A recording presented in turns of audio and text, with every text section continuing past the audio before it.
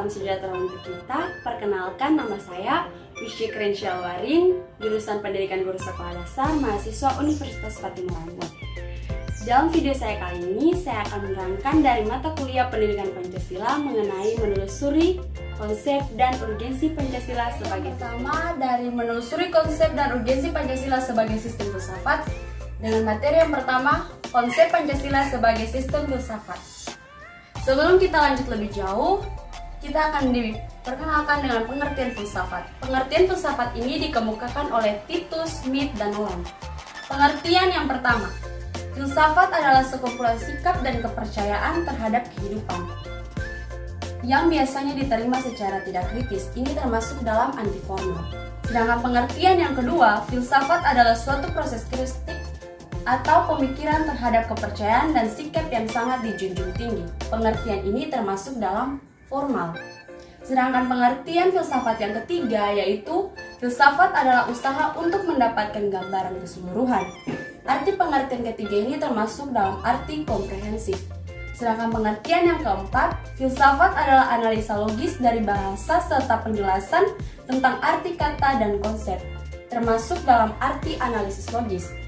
Sedangkan pengertian filsafat yang kelima, yaitu filsafat adalah sekumpulan problematika yang langsung mendapat perhatian manusia dan dicarikan jawabannya oleh ahli-ahli filsafat. Pengertian ini termasuk dalam arti aktual fundamental. Dari pengertian filsafat terbagi lagi atas dua, yaitu pengertian filsafat dalam arti informal. Pernyataan dari butir 1, 2, dan 4 termasuk dalam kategori filsafat dalam arti antiformal, yakni kepercayaan atau keyakinan. Sedangkan pengertian filsafat dalam arti komprehensif terdapat dalam butir ketiga dan butir kelima, mengacu pada arti komprehensif karena pernyataan Pancasila sebagai filsafat negara sesuai hukum yang berlaku. Selain dibagi dalam beberapa kategori, selain itu juga terdapat nilai-nilai sistem filsafat Pancasila. Terbagi atas dua, yaitu nilai Pancasila yang bersifat objektif dan nilai Pancasila yang bersifat subjektif. Nilai Pancasila yang bersifat objektif yang pertama, rumusan dari Pancasila bersifat umum, memiliki makna terdalam. Yang kedua, inti dari nilai Pancasila tetap ada sepanjang masa dalam adat kebiasaan, kebudayaan, keagamaan, dan kenegaraan. Sedangkan poin yang ketiga dari nilai Pancasila yang bersifat objektif, yaitu Pancasila terkandung pembukaan Undang-Undang Dasar 1945 dan merupakan segala sumber hukum di Indonesia. Untuk nilai sistem filsafat Pancasila yang bersifat subjektif, yang pertama, nilai Pancasila timbul dari bangsa Indonesia sebagai penyebab adanya nilai-nilai tersebut. Poin yang kedua, nilai Pancasila merupakan pandangan hidup bangsa sebagai sumber nilai kebenaran, kebaikan, keadilan, dan kebijaksanaan. Poin yang terakhir dari nilai Pancasila yang bersifat subjektif, yaitu nilai Pancasila terkandung nilai kerohanian, artinya sesuai dengan hati nurani bangsa Indonesia yang bersumber dari kepribadian bangsa. Materi yang ketiga tentang fungsi filsafat Pancasila. Fungsi filsafat Pancasila terbagi atas 6 fungsi. Yang pertama, sebagai jiwa bangsa. Artinya, Pancasila merupakan jiwa yang telah memainkan peran penting dalam kehidupan bangsa Indonesia.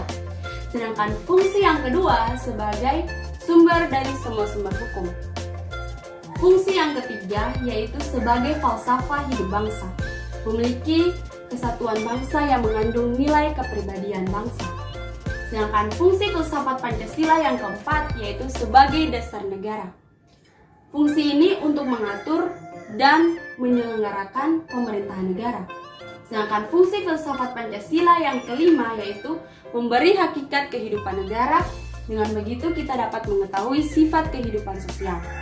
Sedangkan fungsi filsafat Pancasila yang terakhir memberi substansi tentang hakikat negara dan tujuan negara. Dengan begitu dapat mengetahui kebenaran sifat, gagasan, dan tujuan negara. Selain dari fungsi filsafat Pancasila, terdapat juga tujuan filsafat Indonesia. Tujuan filsafat Indonesia terbagi atas 5. Yang pertama, untuk menciptakan bangsa yang religius dan patuh kepada Tuhan. Sedangkan tujuan filsafat Indonesia yang kedua yaitu menjadi bangsa yang menjaga keadilan secara sosial dan ekonomi. Sedangkan tujuan filsafat Indonesia yang ketiga yaitu menjadi bangsa yang menghormati HAM dengan Pancasila sebagai dasar negara. Untuk tujuan yang keempat, menciptakan sebuah bangsa yang menjunjung tinggi demokrasi. Sedangkan tujuan filsafat Indonesia yang terakhir yaitu untuk menjadi negara nasionalis dan cinta tanah air. Selain daripada fungsi filsafat Pancasila dan tujuan filsafat Indonesia, terdapat juga dua istilah dengan nilai-nilai filosofis, terbagi dua yaitu Philosophisch Grundslag dan Weltanschauung. Philosophisch Grundslag mengandung nilai Pancasila yang mendasari seluruh perundang-undangan yang berlaku. Contohnya seperti Undang-Undang Nomor 44 Tahun 2008 dan Pasal 3 Ayat A. Selain Philosophisch Grundslag, ada juga Weltanschauung, mengacu pada pandangan hidup yang bersifat praktis, kemudian berada dalam lingkungan hidup manusia, dan memiliki nilai-nilai yang sudah ada di masyarakat. Selain dua istilah yang memiliki nilai-nilai filosofis, terdapat juga landasan Pancasila sebagai sistem filsafat.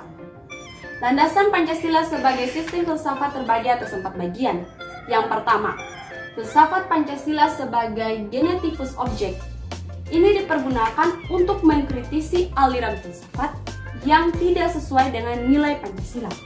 Sedangkan landasan Pancasila sebagai sistem filsafat yang kedua, sebagai landasan ontologis filsafat Pancasila. Ini mengenai hakikat segala yang ada dan membedakan tentang disiplin ilmu. Sedangkan landasan yang ketiga, landasan epistemologis. Landasan ini berbicara mengenai sifat dasar pengetahuan, kemungkinan lingkup, dan dasar umum dari pengetahuan.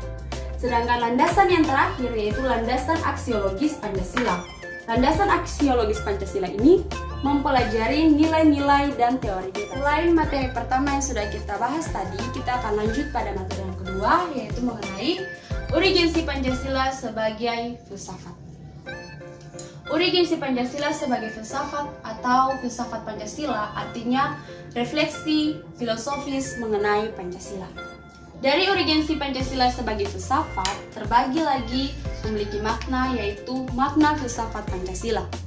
Makna dari filsafat Pancasila ini terbagi atas 4 bagian. Yang pertama, dapat memberikan pertanggungjawaban rasional dan mendasar mengenai sila-sila Pancasila sebagai prinsip politik. Sedangkan makna yang kedua, agar dapat menjadi operasional dalam bidang-bidangnya menyangkut hidup negara.